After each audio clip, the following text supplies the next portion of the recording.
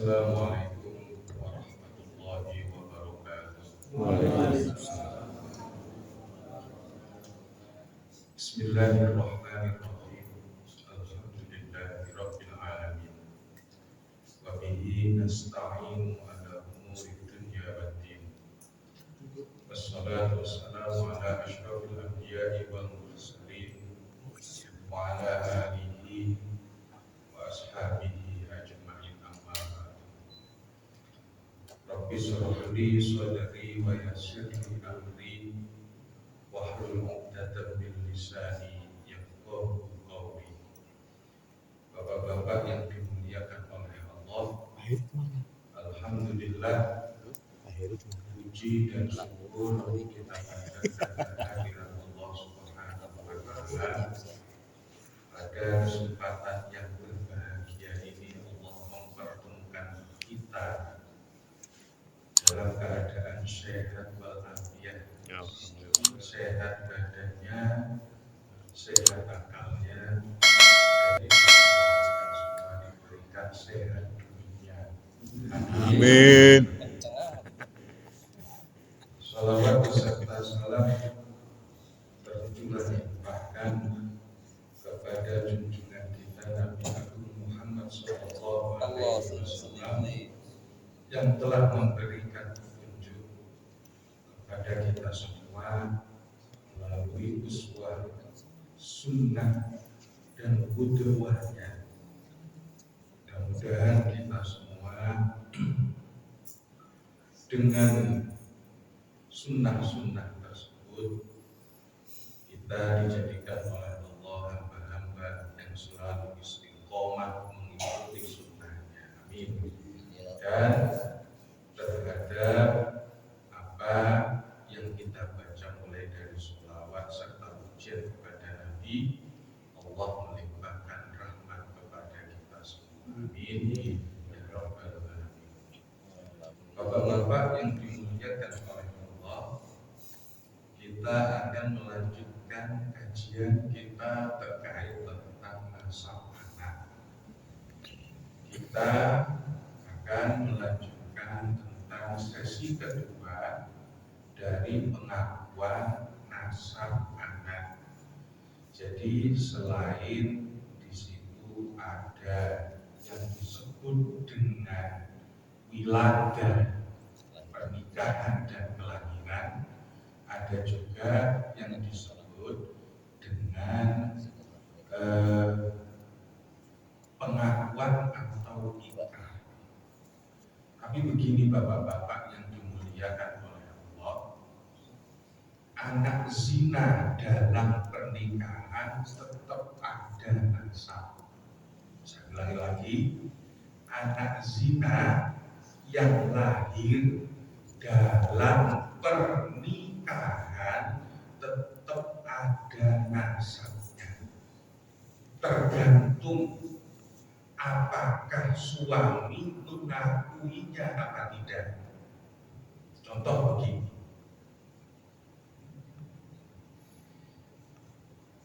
si fulana berzina dengan fulan, lalu lahir anak lebih dari 6 bulan. Itu bapaknya siapa? Siapa? Fulan apa orang yang menikah dengan fulan? Jadi kasusnya begini, fulan dan fulanah ini pasangan zina. Akhirnya sebelum ketahuan, ya kan, sudah hamil 1 bulan baru nikah. Hamil 1 bulan nikah. Nikahnya sah nggak apa? Ini antara pezina dan pezina ini nikahnya sah apa tidak? Sah. Lalu di atas 6 bulan lahir anak tersebut, misalnya baru 7 bulan, belum genap 9 bulan, lahir anak tersebut, lahir anak dari hubungan pernikahan itu sah apa tidak anaknya? Dinisbatkan kepada fulan tadi, Sah apa tidak? Padahal itu anak zina kan? Padahal itu anak zina kan? Sedikit pun zina tidak mengakibatkan pertalian nasab. Tetapi karena dia menikah dan itu ditutupi oleh nikah itu, maka pernikahan itulah yang menetapkan nasab meskipun apa? Itu adalah perbuatan zina. Aduh, ini banyak anak muda lagi. Nanti udah belum nikah udah DP nanti.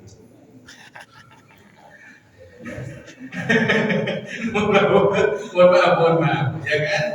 Karena apa? Wa hamluhu wa fisaluhu salasuna syahran. 30 bulan. Wa fisaluhu fi amaini 24 bulan. Berarti Quran mengatakan berdasarkan hitung-hitungan kayak seperti ini, 6 bulan itu adalah batas minimal kandungan. Ya, ini batas minimal kandungan. Bagaimana kalau kemudian harus si jabang bayi dalam kasus yang sama tadi lahir sebelum 6 bulan, misalnya baru 3 bulan nikah sudah lahir anak, itu bapaknya ngikut siapa? Tetap fulan, dengan syarat si fulan mau mengakui anak tersebut. Dengan syarat si fulan mau mengakui anak tersebut. Itu anakku, lah kok baru 3 bulan sudah lahir? Wah, kan dulu alasannya si Ridho nggak masalah. Begitu ngomongnya, padahal ya langsung aja main di hotel. Ya kan? Ini penting Pak, ini penting. Agar jangan sampai anak ini terlantar nggak punya nasab. Meskipun itu perbuatan zina, tapi ketika kemudian ditanya di depan majelis hakim, saya tidak zina. Saya sudah dikasih dulu meskipun tanpa saksi. Yang penting nggak boleh ngaku zina. Yang penting nggak boleh ngaku zina. Kalau ngaku zina itu yang kena had, kena hukuman rajam, kena hukuman cambuk. Sementara kalau orang nuduh zina itu kalau nggak terbukti, maka akibatnya dia kena tuduhan balik yang disebut dengan qadhaf. Qadhaf itu kalau dalam syariat Islam hukumannya adalah 40 kali derajat.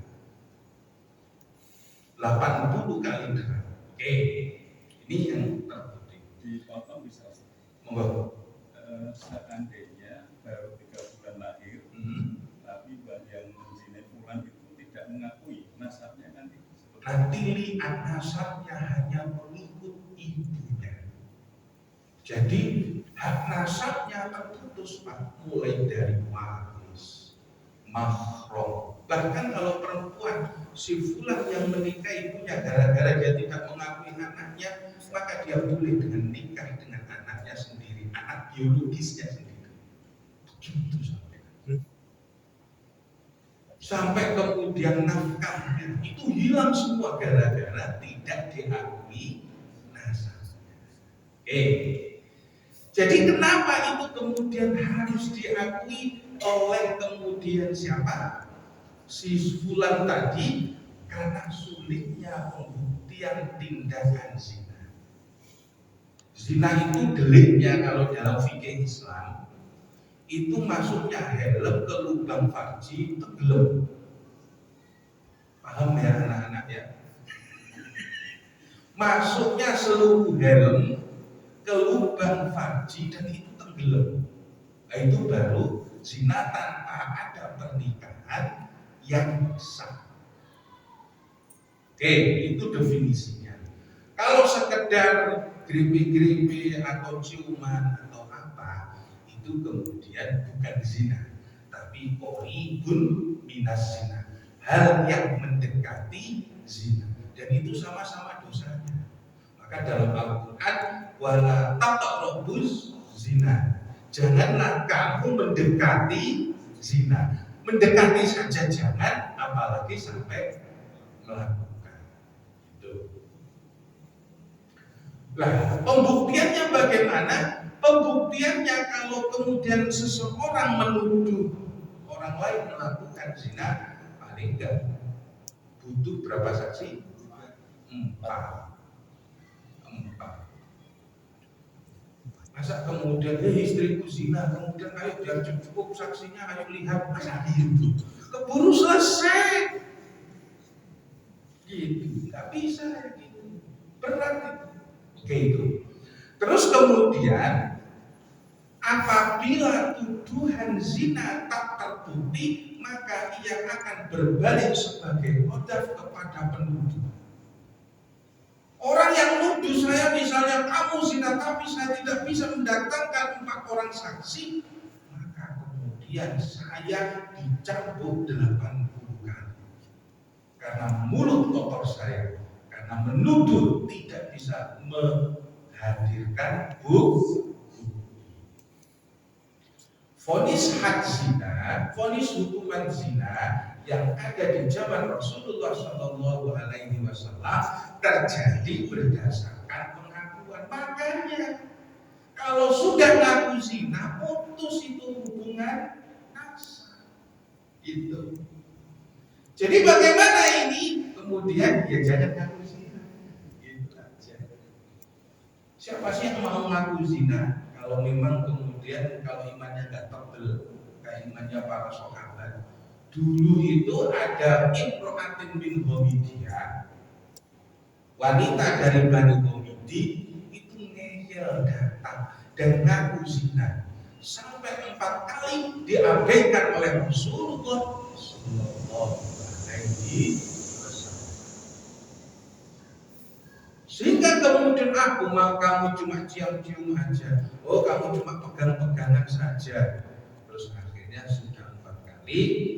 Unais itu disuruh, Unais besok kamu datangin. Kalau dia masih ngaku, rajam dia.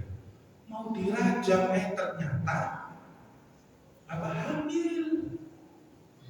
Hamil kemudian disuruh ngelahirin dulu, disuruh sampai nyapin dulu. Barangkali dia mencabut pengakuannya, ternyata nggak dicabut, Pak. Akhirnya dirajam setelah 2 tahun itu 2 tahun kan 2 tahun berapa? 30 bulan. Nah 30 bulan itu berapa? 2,5 tahun. Nah inilah yang kemudian kalau ada orang zina kita disuruh diem apa? Nyebar-nyebarin. Diam aja, kecuali itu terbukti menggunakan pelecehan anak. Nah itu visumnya sudah beda, gitu. Visumnya sudah beda. Lalu kemudian syarat pengakuan atau ikrar. Pihak yang mengaku adalah suami, ya kan? Kemudian adanya atau pernah ada ikatan perkawinan. Terus yang ketiga, tidak mengaku berzina. Saat mengakui anak, meskipun itu zina, ya kan? Maka jangan kemudian Anda mengaku, maaf, udah terlanjur mulut saya ngomong Anda. Maka jangan sampai Anda mengaku berzina, gitu loh. Nanti kalau sudah ngaku berzina, itu hukumannya adalah putus nasab tersebut karena zina sedikit pun tidak bisa menetapkan nasab. Mendingan jangan ngaku, gitu loh. Mendingan jangan ngaku. Lah ini kan bohong, nggak masalah. Daripada nanti kemudian anak tersebut tidak mempunyai nasab. Yang pulang tadi, yang sudah berzina keluar tadi 3 bulan sudah melahirkan. Dengan teknologi sekarang itu bisa dibuktikan dengan DNA. Kalau dia tidak mengakui, ini dari PKI Islamnya seperti apa? Nanti ada yang disebut dengan li'an. Nah, apa itu li'an? Ini Pak penjelasannya. Li'an. Contoh bapak itu masih nggak terlihat ekstrim, Pak. Yang lebih ekstrim lagi, sudah punya istri, istrinya selingkuh, sementara yang gigolonya, selingkuhannya itu nitip benih sama istri, itu anaknya siapa? Anaknya siapa? Anaknya siapa ini? Yang logis anaknya. Anaknya sini suami yang sah atau anak gigolonya sana? Itu kalau pakai DNA, anaknya siapa? Dulu. Hah? Lagi dulu. Kagak bisa gitu sih, nggak bisa. Istrinya selingkuh sama hotel, terus akhirnya kemudian punya anaknya itu kemudian lahir di situ. Itu anaknya siapa? Kalau dites DNA itu anaknya siapa? Contoh yang paling ekstrim itu mestinya kan anak selingkuhan, ya kan? Tapi dalam Islam sedikit pun zina tidak dapat dijadikan sebagai penetapan nasab. Penetapan nasab. Jadi gimana kemudian cara menyelesaikannya? Karena dia lahir dalam pernikahan yang sah, maka suaminya yang sah ini yang menjadi bapak nasabnya. Putusan Mahkamah Agung nomor 20 tahun 2010 kalau tidak salah terkait Masjid Al-Mukhtar dan Murdiono itu telah ada nikah siri, sehingga kemudian dilakukan tes DNA, maka Mahkamah Konstitusi menetapkan bahwa ini sah dinisbatkan kepada siapa? Gigolo. Begitu. Karena hasil awal putusannya adalah apa? Itu karena sudah ada yang disebut apa? Nikah siri. Nah, nikah siri itu sah, tapi tidak tercatat, gitu. Sedangkan pencatatan adalah syarat administrasi. Ini jangan ditiru, Pak, kan gitu. Nanti sulit anaknya sekolah, sulit dapat pengakuan, kan gitu. Oke, kita lanjut. Jika suami menuduh istri berbuat zina, maka ia terhindar dari hukuman cambuk atau dera apabila suami melakukan sumpah li'an. Sumpah li'an dilakukan dengan cara bersumpah 4 kali bahwa ia benar, dan pada sumpah yang kelima menyatakan rela dilaknat oleh Allah kalau ia berdusta. Ini dilakukan itu kalau di mahkamah sekarang diatur itu ada formulir gugatan li'an. Gugatan li'an itu untuk menafikan nasab anak. Maka kemudian disumpahkan di situ, saya bersaksi bahwa istri saya telah melakukan zina dan apa yang saya katakan ini adalah benar. Jika perkataan saya ini salah, itu dilakukan 4 kali, ya kan? Dan apa yang saya katakan ini benar, dan apa yang saya katakan ini benar, dan apa yang saya katakan ini benar. Yang kelima kali kemudian dengan lantang mengucapkan, jika ucapan saya ini tidak benar, maka dan gitu saya rela dilaknat Allah. Itu li'an. Nah, kalau istri kemudian tidak membantah itu, maka istri dicambuk. Apa? Istri dirajam. Kalau dalam syariat Islam, seandainya itu syariat rajam berlaku, dia dicambuk. Lalu agar istri tidak terdampak dengan sumpah li'annya suami, istri juga ngomong sebagai bantahan. Demi Allah, apa yang dituduhkan bahwa saya telah berselingkuh itu adalah tidak benar. Diucapkan 4 kali. Itu di hadapan orang banyak. berkata, demi Allah, apa yang dituduhkan kepada saya oleh suami saya itu adalah tidak benar. Dan yang kelima kali dia mengatakan, jika pengakuan saya ini salah, saya rela dilaknat Allah. Nah, itu bebas. Maka kemudian setelah itu hakim memfasah nikah mereka dan tidak boleh untuk melakukan pernikahan untuk selamanya setelah itu. Sedangkan nasab anak hanya dinasabkan kepada ibunya.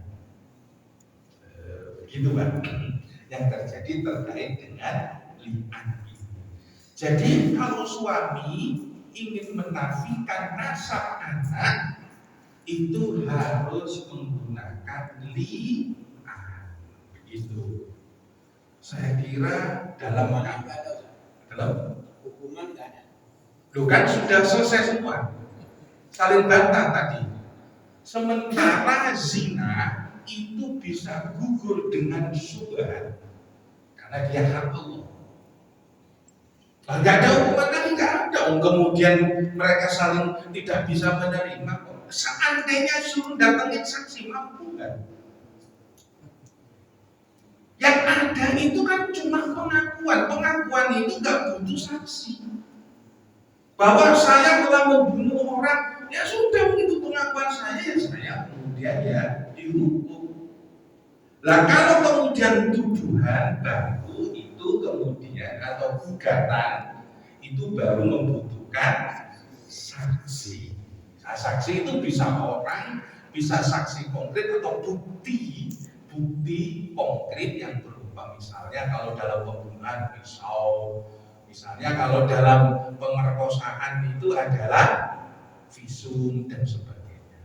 Ini kemarin sudah saya sampaikan, inilah yang dianut dalam pasal Undang-Undang Pernikahan kita, kompilasi hukum Islam, kemudian pasal 250 Kitab Undang-Undang Hukum Perdata. Insya Allah ini sesuai dengan syariat dan fikih Islam. Mungkin ada pertanyaan, silakan.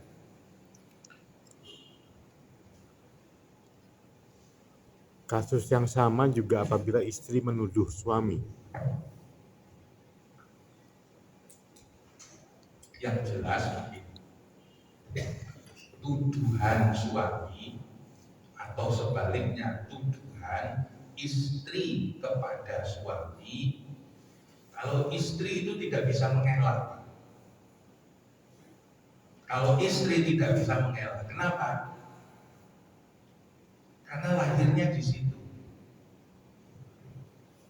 Karena lahirnya di situ, gembolnya itu di situ. Ya kan? Kalau itu anaknya dan ikatan batinnya itu tidak bisa dibohong. Nah, kalau kemudian istri bahwa itu nanti akan berbalik kepada diri sendiri. Contoh begini, istri sudah punya anak, terus kemudian dia menafikan nasab anak tersebut kepada suaminya, betul kan? Bisa nggak kayak gitu? Maksud Bapak gimana? Bukan, istri yang menuduh suami. Nah, menuduh selingkuh kan? Terus bahwa anaknya ini ada kaitannya anaknya kan? Enggak. Kalau nuduh kepada suami, ya kan, maka tuduhan itu biar terbukti adalah mendatangkan apa? Saksi dan bukti. Pertanyaannya sekarang, tuduhan zina itu dapat terbukti dengan mudah apa tidak? Nah, itu masalahnya. Meskipun CCTV itu nggak sesuai dengan apa? Dengan koridor Al-Quran. Kenapa? Yang diminta itu buktinya itu bukti kayak timba nyemplung sumur, Pak.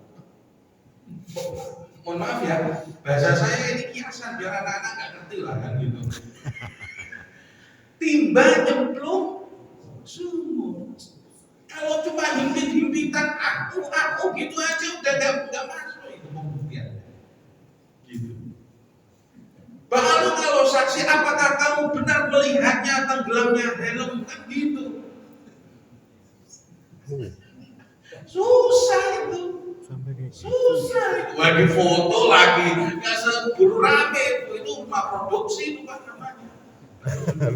Nah iya. Nah, itu kemudian harus dipahami masalah seperti itu. Mungkin ada yang lain silakan. Jadi masalah ini, masalah nasab ini, Islam itu berupaya untuk melindungi nasab, ya kan? Yang kadang masalah-masalah zina itu sendiri diabaikan, tidak dituntut sebagai pelaksanaan hukum, bukan hanya sekedar kemudian harus bersalah lalu dihukum, tidak. Tetapi harus dipahami bahwa dampak zina ini kemudian bukan mengakibatkan pada pelaku saja, tapi kepada anak. Nah, inilah yang disebut dengan perlindungan anak. Mungkin ada ya, silakan. Monggo. Kenapa? Anak angkat. Di Islam tidak ada anak angkat. Dalilnya wa ma Muhammadun aba ahadin min rijalikum. Muhammad itu bukanlah bapak di antara laki-laki di antara kalian. Jadi yang bisa anak angkat itu apa? Anak angkat itu ya kemudian kalau yang berlaku di dalam kompilasi hukum Islam, anak angkat itu hanya mendapatkan nafkah, nggak dapat warisan, nggak dapat apa, cuma mendapatkan biaya kehidupan sama biaya sekolah. Soal nasab, waris dan sebagainya itu tidak termasuk. Maka anak angkat ini kalau nikah nanti walinya siapa? Ya bapaknya sendiri, bapak kandungnya sendiri. Gak ada anak angkat dalam Islam. Cuma penetapan biaya sekolah, biaya makan itu masuk dalam anak angkat, gitu loh. Tapi anak angkat bin yang ikut tahu bin yang ikut itu nasabnya ngikut itu tidak bisa dalam Islam.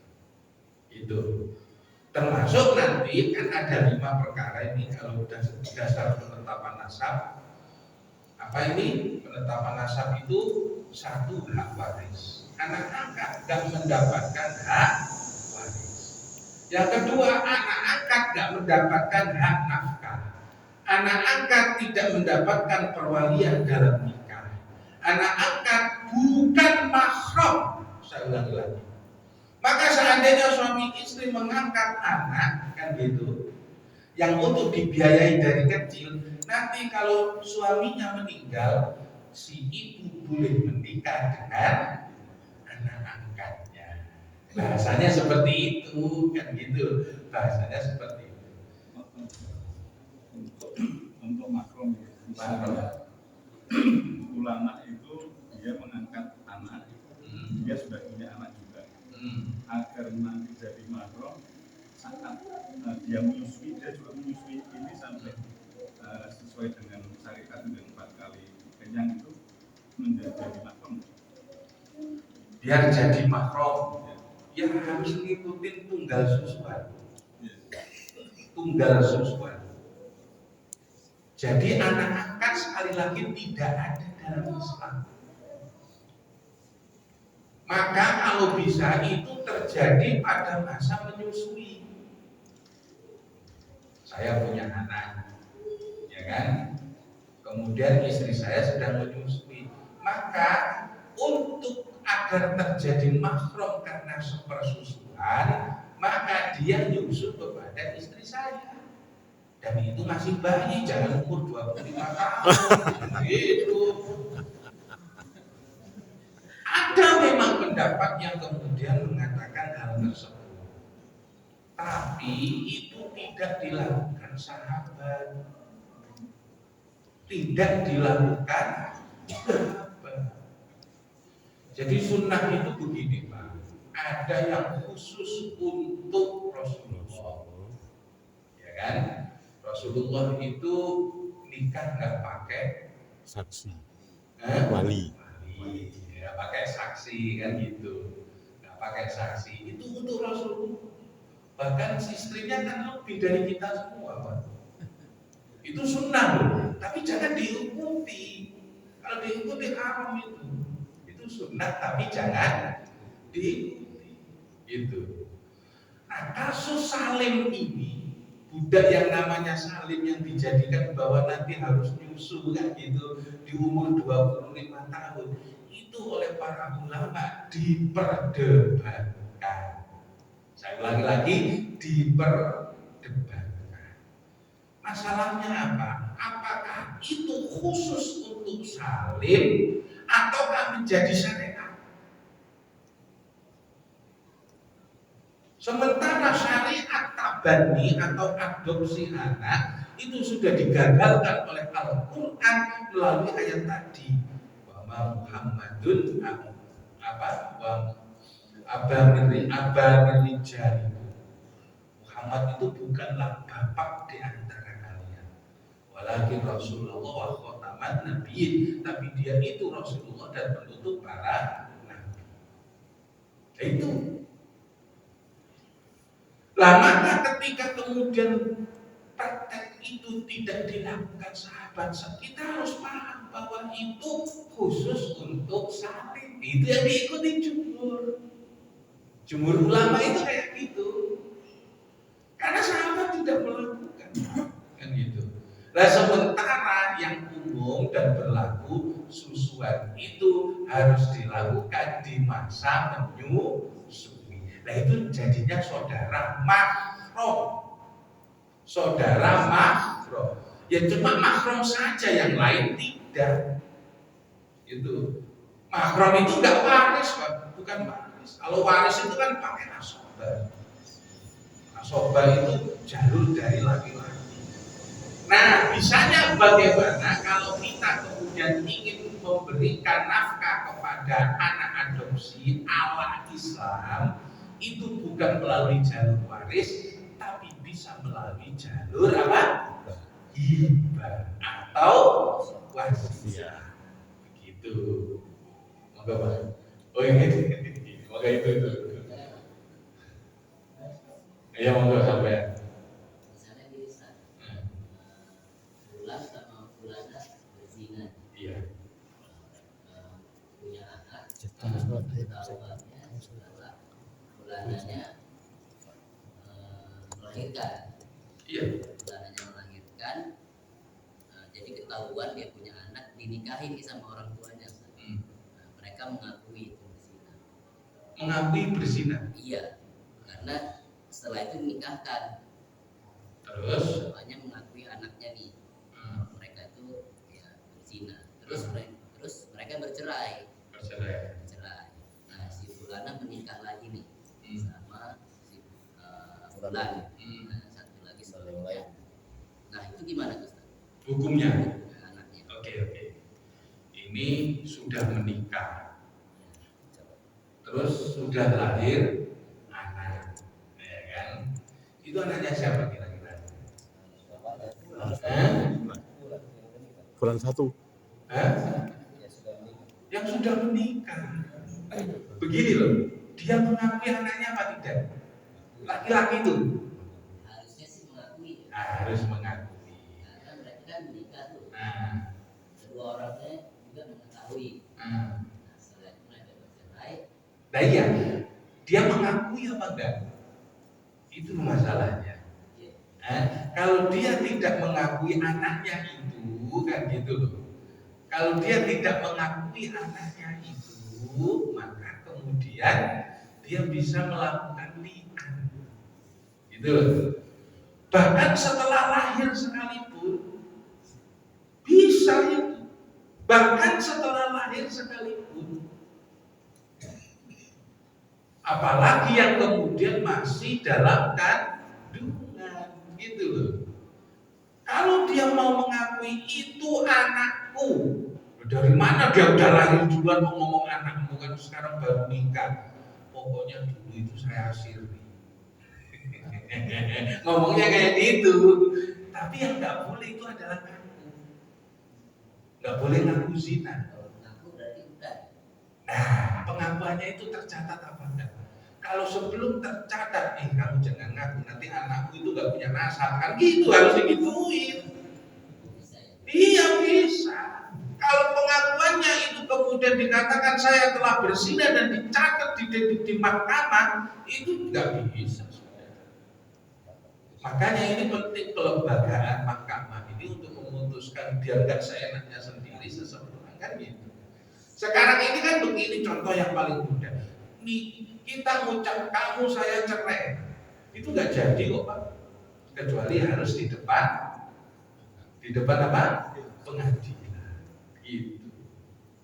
Nah itu mas kasusnya kayak gitu. Maka saya lebih cenderung kepada bahwa anak itu harus diakui nasabnya pada pernikahan suami yang pertama. Begitu. Bisa tolong lagi soal cerai tadi.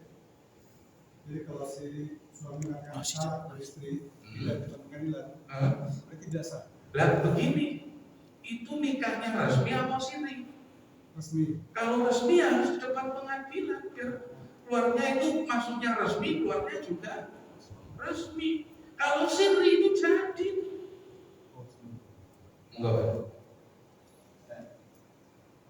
Ada orang mengangkat anak suami istri, anak yang diangkat setelah umur 2 atau 3 tahun. Ya. Anak ini misalnya yang anak ini diangkat laki-laki. Besar itu kan bukan mahram dari istri, berarti zina. Gimana nih antara si istri dengan anak yang diangkat? Besar itu kasusnya saling Pak. Kasusnya saling. Ada hadis yang memang seperti itu. Jadi Buddha, ya kan, Maula Habibah ini kalau nggak salah itu namanya ada budak namanya saling. Akhirnya di usia gede itu dikasih susu sama si perempuan ini, akhirnya terjadi mahram. Itu ulama Saudi kan gitu loh. Ulama Saudi memfatwakan itu. Jadi kalau kemudian agar si pembantu atau budak ini atau anak angkat ini kemudian bisa mider-mider sama mahramnya ibunya kan gitu kan, ibu angkatnya atau ibu yang dia bantu, itu kan bukan anak angkat sebenarnya, cuma dia diasuh oleh siapa? Ummu Habibah itu tadi. Maka yang terjadi adalah menurut jumhur ulama kasus penyusuan itu tidak sah setelah masa menyusui. Menurut sebagian ulama yang lain kasusnya salim itu boleh. Nah sementara jumhur berpegangan para sahabat tidak melakukan seperti halnya jamak fil hadon. Rasulullah itu pernah jamak antara duhur dan asar, nggak ada sakit, nggak ada hujan, nggak ada bepergian, langsung jamak aja. Dan itu disaksikan Ibnu Abbas. Ibnu Abbas ikut jamak, tapi sahabat yang lain tidak. Loh, sekarang pertanyaannya, apa kita boleh jamak duhur sama asar tanpa bepergian, tanpa ada sakit, tanpa ada hujan? Itu pertanyaannya. Sahabat tidak melakukan. Berarti itu cuma khusus bagi Rasul. Begitu konsepnya. Itu kan contohnya. Saya tadi adalah yang diangkat adalah anak laki. Kalau yang diangkat anak perempuan kan bukan urusan penyusuan. Boleh. Ya kan? Jadi anak gadis dengan bapak angkatnya ini kan sudah bukan mahram. Nah ini kan saya ulang lagi, antara jumhur dengan pendapat ulama. Jumhur mengatakan itu tidak boleh. Sementara ulama Saudi kebanyakan itu mengatakan itu boleh.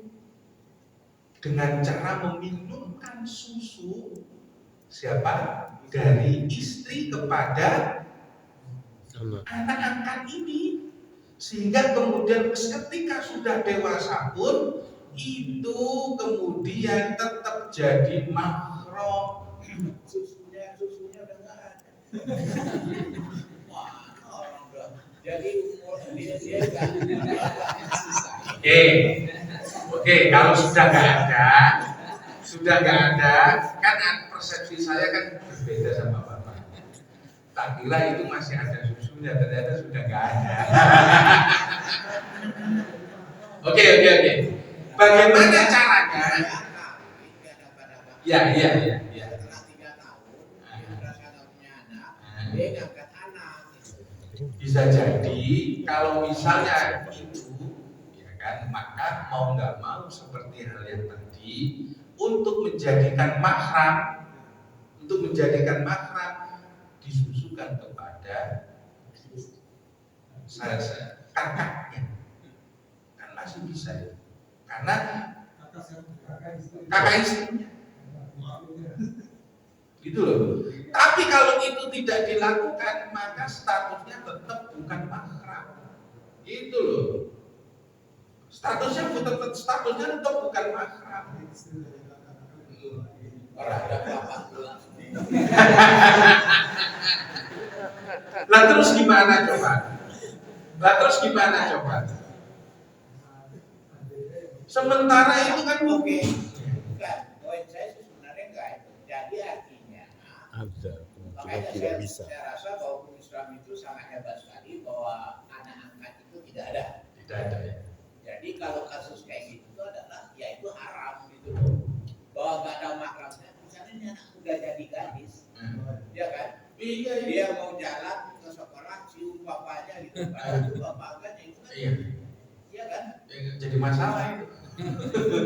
Jadi hukum Islam itu adalah akhirnya anak angkat itu tidak ada. Enggak ada. Ya makanya kemudian dipesantrenkan itu kemudian menjadi tetap biayanya dari bapak itu. Ukuran menyusunya itu sampai kenyang atau bagaimana? 5 kali dan sampai kenyang. Jadi kenyotannya itu sampai napas itu 5 kali dan bisa menjadikan nasab. Mahram. Maksudnya 5 kali kenyang atau 5 kali? 5 kali sedotan. 5 kali kenyang. Karena begini Pak, kalau kita kan sudah dewasa, makanya ini ada hal penting. Kalau bayi itu 5 kali jadi daging, ya kan? Kalau bayi 5 kali jadi daging. Lah kalau sudah bayi yang 25 tahun itu nggak jadi daging Pak, jadi kencing itu. Tuh, makanya itu yang kemudian mengakibatkan mahram. Nah itu yang terjadi kaitannya dengan masalah itu. Intinya begini Pak. Satu kesimpulan, zina itu haram. Dan kemudian zina ini yang merusak keluarga. Gitu. Maka kemudian karena begitu akibat zina yang sangat berat ini, jangan sampai anak ini kemudian terlantar. Disinilah Islam berupaya untuk melindungi anak. Sebisanya itu dicarikan bapak nasabnya, gitu loh, nasabnya. Bahkan orang kehilangan nasab itu, bapak kehilangan anak itu sangat apa ya? Nelongso lah istilahnya. Misalnya gini, seseorang berzina dengan seorang wanita, kemudian wanita itu nikah, lalu kemudian nikahnya dengan orang lain. Nah orang lain ini kemudian lahir dari anak dari pernikahan tersebut, ya kan? Ini anaknya siapa? Anaknya orang lain apa anaknya pezina? Orang lain. Orang lain tadi.